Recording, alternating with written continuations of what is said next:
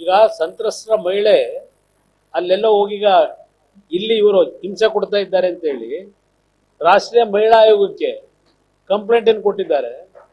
ಅದಕ್ಕೆ ಉತ್ತರ ಕೃಷ್ಣ ಬೈರೇಗೌಡರು ಕೊಡ್ಬೇಕೀಗ. ಯಾವ ನ್ಯಾಯ ಕೊಡ್ತಾ ಇದ್ದೀರಿ ನೀವು ಅಂತ ಹೇಳಿ ಕಂಡ್ಕಂಡವ್ರ ಮನೆಗೆಲ್ಲ ಹೋಗಿ ಪ್ರೆಷರ್ ಹಾಕಿ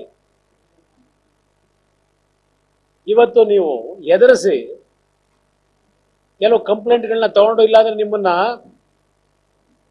ನೀವು ಹೇಳಿಕೆ ಕೊಡದೇ ಇದ್ರೆ ಬಂದು ಪರ್ಮನೆಂಟ್ ಆಗಿ ನೀವು ಪ್ರಾಸ್ಟಿಟ್ಯೂಷನ್ ಇರ್ತಕ್ಕಂಥವ್ರು ಅಂತೇಳಿ ನಿಮ್ಮ ಮೇಲೆ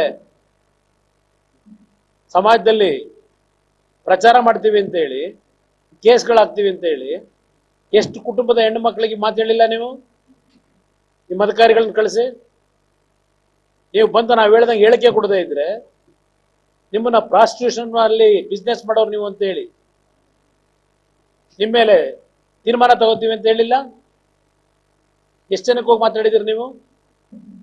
ರೇವಣ್ಣಂಗೆನೆ ಒಬ್ಬ ಮಾಜಿ ಮಂತ್ರಿಗೆ ನಾವು ಹೇಳ್ದಂಗೆ ರಿಟರ್ನ್ ಸ್ಟೇಟ್ಮೆಂಟ್ ಕೊಡು ಅಂತ ಕೇಳ್ತಾರೆ ಅಂದ್ರೆ ಇದೆಲ್ಲ ನೋಡಿದೆ ನಿನ್ನೆ ಟಿವಿನ ರೇವಣ್ಣ ಅವ್ರ ಹೇಳಿಕೆ.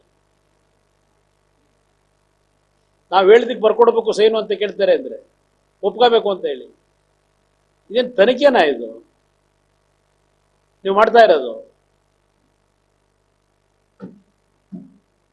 ಪಿಪಿ ಚೇಂಜ್ ಮಾಡ್ತೀರಿ, ಮೊದಲು ಪಿಪಿ ಹಾಕೊಂಡ್ರಿ. ಯಾಕೆ ರಾಜೀನಾಮೆ ಕೊಟ್ಟ ಪಿಪಿ? ಯಾಕೆ ಕೊಟ್ರವರು ರಾಜೀನಾಮೆನ? ಅವ್ರ ಮೇಲೆ ಏನು ಒತ್ತಡ ಹಾಕಿದ್ರಿ? ಪ್ರತಿಯೊಂದು ಮಾಡ್ತಾ ಇರೋದು ನಿಮ್ಮ ಅಧಿಕಾರನ ದುರುಪಯೋಗ ಪಡಿಸ್ಕೊಂಡು ಮಾಡ್ತಿರೋದು ನೀವು. ಇದಕ್ಕೆ ಹೇಳಿದ್ದೆ ನಾನು ಬೂಮ್ ರ್ಯಾಂಕ್ ಆಗ್ತದೆ ನಿಮಗೆ ಬರೆದಿಟ್ಕೊಳ್ಳಿ ಅಂತೇಳಿ. ಬಹಳ ದಿವಸ ಇದನ್ನ ತಳ್ಳಕ್ಕಾಗಲ್ಲ. ಇದು ತನಿಖೆ ಸರಿಯಾದ ರೀತಿ ಪ್ರಾರಂಭ ಆದ್ರೆ